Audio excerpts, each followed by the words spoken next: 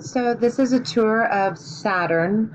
I've always loved the rings, like lots of other people. I have been really interested in the makeup of them, and I think that that's part of what makes it everyone's favorite.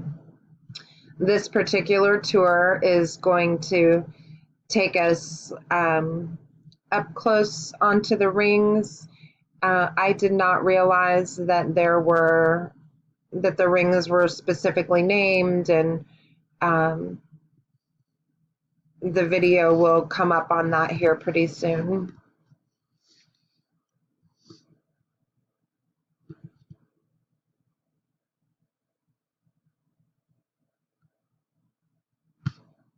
And there is some narration, written narration, but it tells you that the core is made of a liquid metallic hydrogen, which I thought was interesting, that we know what's inside of these planets that we're barely able to get to.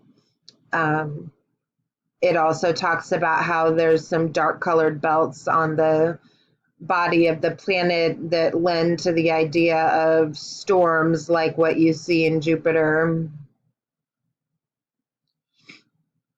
And now we're going to explore around on the rings a little bit. And this top side view shows you the gaps in the rings. I never realized that those gaps were named also.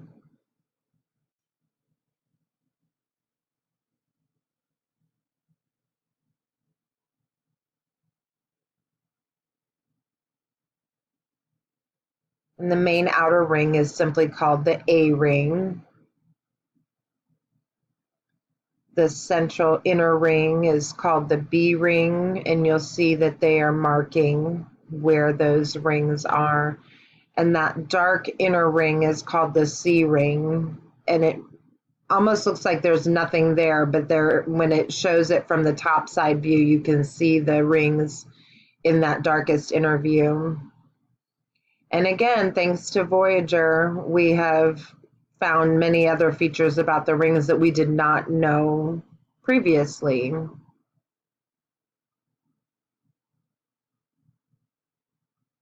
And this view gives you a better shot of those darker inner rings. And now they're showing you some very thin ring that's called the F ring on the outside.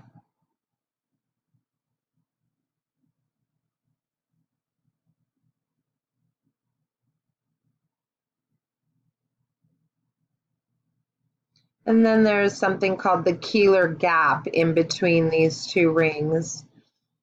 And they're going to show you that the small gap in between the A ring is called the Encke gap. So they've named these gaps that they have found. And this next one is very large, and it's called the Cassini division.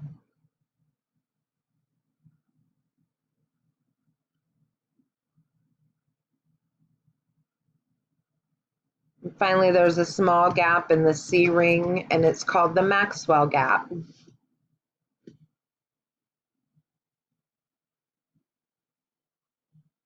After this, we start moving on to some of the moons that are on Saturn.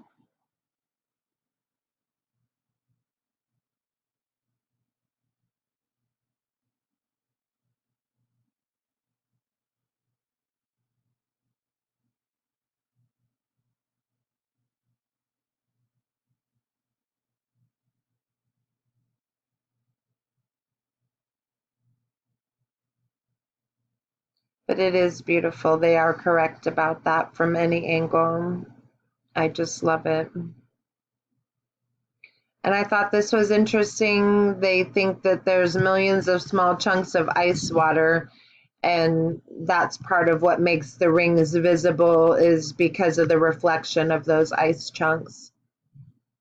So now we go on to some of the planet's moons. Saturn has many moons. I did not realize it had so many. and the majority of them are made up of ice. This is Tethys.